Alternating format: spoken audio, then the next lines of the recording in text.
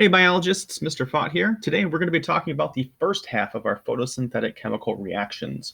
So first up are the need-to-knows. We will be describing the photosynthetic process that allows organisms to capture and store energy, as well as explaining how cells are going to be capturing that energy from light and then transferring it into biological molecules, that's ATP, for storage and for use. So first up, we have the kind of generic overview of photosynthesis. Here is our generic equation. So we're starting with our 6 molecules of carbon dioxide plus 6 molecules of water. And then the light energy occasionally has 2 spots. Sometimes it's included in the reactants, the left of the arrow, but oftentimes it's above the arrow as well. It'll just say light or light energy. Finally, we have the products are going to be our 1 molecule of glucose, C6H12O6, plus 6 molecules of oxygen, a little bit of O2 there. Now, photosynthesis is very similar to cell respiration in that it is a series of redox or reduction oxidation types of chemical reactions. So some of these molecules will be gaining and some of them will be losing, and we're going to keep track of these. The general flow of electrons is that we're going to start with the electrons in the water is going to be split apart. Those electrons are going to be transferred using our carrier molecules, ultimately to our carbon dioxide, which will then be converted into our sugar, aka the glucose. As a friendly little reminder, there is a fun little acronym, one of two. Oil rig is one good one. So oxidation is the loss of electrons, that's OIL, and then reduction is gain, that's the rig portion of it. Now we can track this as to where each of these atoms are going to go through, specifically by using the isotopes. So radioactive isotopes can be tracked and then followed through from reactants into products. And so this little diagram right here kind of demonstrates how we know that those carbons are going to end up in the glucose. The oxygens from the initial waters being an input are going to end up in the gaseous oxygen molecules, whereas the oxygens in the carbon dioxide will not end up in those atmospheric oxygen, the O2, in the product side. So again, here's kind of a breakdown of photosynthesis. There are 2 main reactions that are going to be going down. The light reactions or light-dependent series of chemical reactions, which is what we're going to be focusing on in this note series, as well as the light-independent chemical reactions, also known as the Calvin cycle.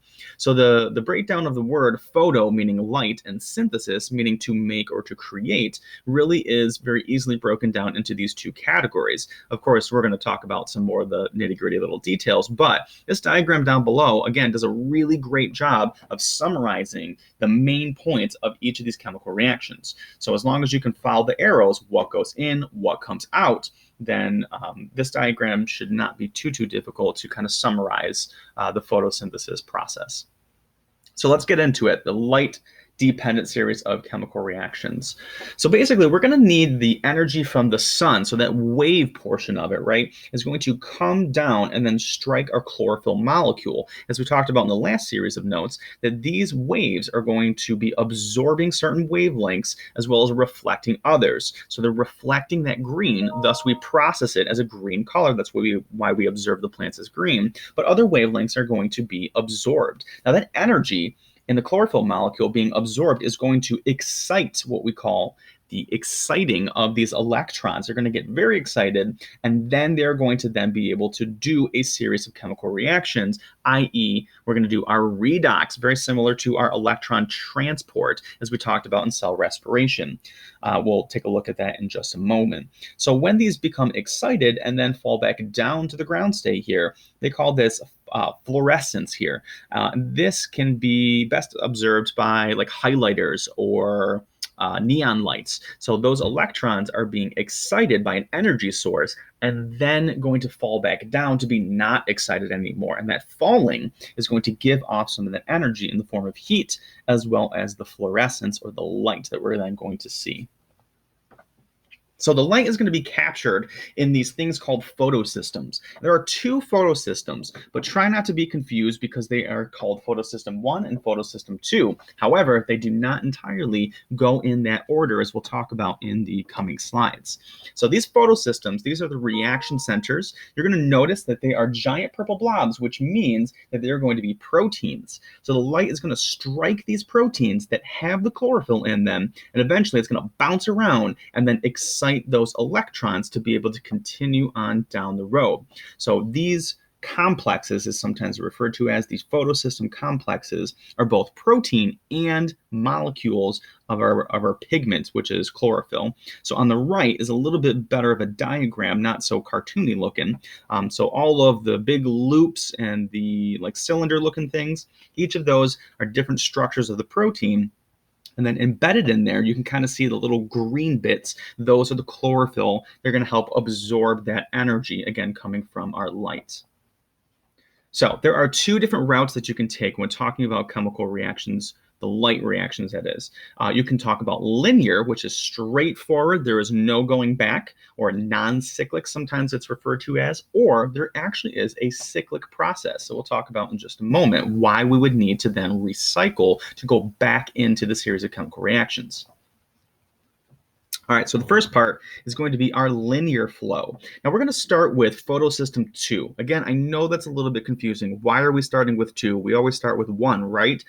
In part, the reason that they're numbered differently and we're starting kind of out of order is that they were named in the way that they were discovered. So photosystem 2 was discovered second, whereas photosystem number 1 was discovered first. But in this whole series of chemical reactions, we realize that actually photosystem 2 needs to start the process. It's going to be the beginning, kind of initial. So this is where we're going to, again, capture that light energy, and then we're going to excite those electrons. Specifically, what the big thing is going to happen in this first portion at photosystem number 2 is going to be water is split apart. So we call this hydrolysis, the splitting apart of water, is then going to form oxygen. Sometimes it's referred to as the OEC, the oxygen evolving complex. Not that it's mentioned here. I don't believe AP might mention that. However, college will definitely talk about it as the OEC, the oxygen evolving complex. Additionally, after these electrons are then excited, we're going to go through a series of electron transfers and then dump it down into the second series of photosystems, photosystem number 1, via the electron transport chain, as I just mentioned here. Then we're going to get some ATP production. I think that's best going to represent by some of the diagrams that we have here. So let's kind of skip ahead for a second. So this is the first part again. This is the linear form, so not going to cycle back. So we have our giant purple blob looking thing. That is our photosystem, number 2 specifically we start with. And each of these green little spheres, these are going to be our chlorophyll pigments.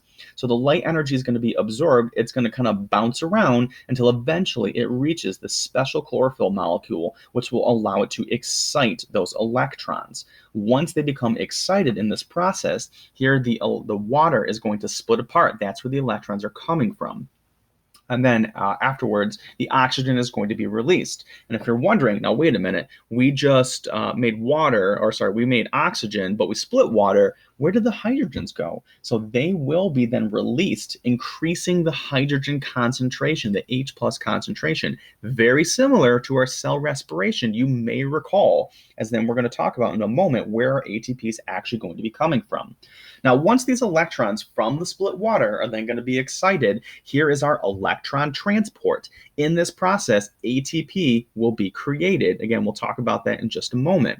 Then afterwards, those electrons are going to fall to a lower energy state and then become re-excited. So at this photosystem number 1, they're going to get re-energized. So more light energy is going to strike these chlorophyll molecules, bounce around until eventually reaches this special chlorophyll molecule, and then they're going to be re-excited. These are the same electrons, mind you, that we originally started with from the split water. Then are going to be excited, electron transport, and then re-excited.